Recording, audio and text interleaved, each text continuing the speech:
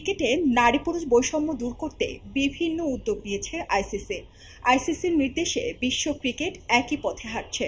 বিশ্বজুড়ে পুরুষদের ক্রিকেটে যেমন নারীদের উপস্থিতি বাড়ানো হয়েছে, তেমনি নারীদের ক্রিকেটে বাড়ানো হয়েছে পুরুষদের উপস্থিতি, যাতে ক্রিকেটে নারী পুরুষ বৈষম্য না থাকে। নারী অগ্রযাত্রার এই সময়ে ক্রিকেটে পুরো বিশ্ব যখন একই পথে হাঁটছে, তখন বাংলাদেশ হাঁটছে ঠিক উল্টো দিকে। দেশে চলছে ডিপিএল, যেখানে নারী আম্পায়ারের দায়িত্বে রয়েছেন বাংলাদেশি আন্তর্জাতিক নারী আম্পায়ার সাথীরা জাকির জেসি। এখানে ঘটল যত আপত্তি। ডিপিএলে নারী আম্পায়ার থাকায় খেলতে মাঠে নামবেন না খেলোয়াড়রা। এ বিষয়ে আপত্তি জানান দলের কর্তারাও। এমন বিতর্কিত ঘটনা ঘটে প্রাইম ব্যাংক ও মোহামেডান স্পোর্টিং ক্লাবের ম্যাচে।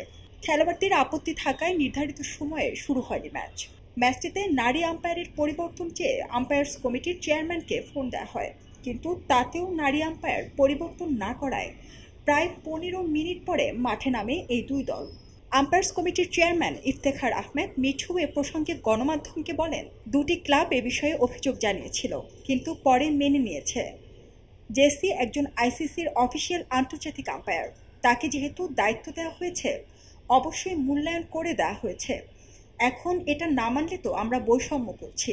এদিকে ক্রিকেটের নিয়ন্ত্রক সংস্থা আইসিসির প্যানেলভুক্ত আম্পায়ার সাথীরা জাকির জেসি আন্তর্জাতিক তালিকাভুক্ত একজন আম্পায়ার। তিনি এমন একজন আন্তর্জাতিক দেশি নারী আম্পায়ারকে নিয়ে গৌরব করার বদলে বিরূপ আচরণ করায় আইসিসি থেকে ক্লাব দুটিকে কোনো শাস্তি পেতে হবে কিনা তা এখনও জানা যায়নি। সারা জেরিন, খবরের কাগজ, স্পোর্টস। সবাই যখন জোয়ারে গা ভাসায়, কেউ কেউ শির দাঁড়া সোজা করে ঘুরে দাঁড়ায়।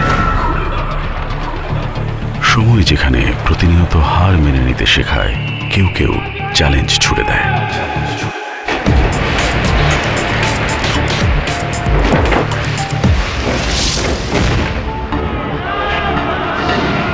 পক্ষপাতের ভিড়ে আজ থেকে কোনো পক্ষ নয়, খবর হবে নিরপেক্ষ।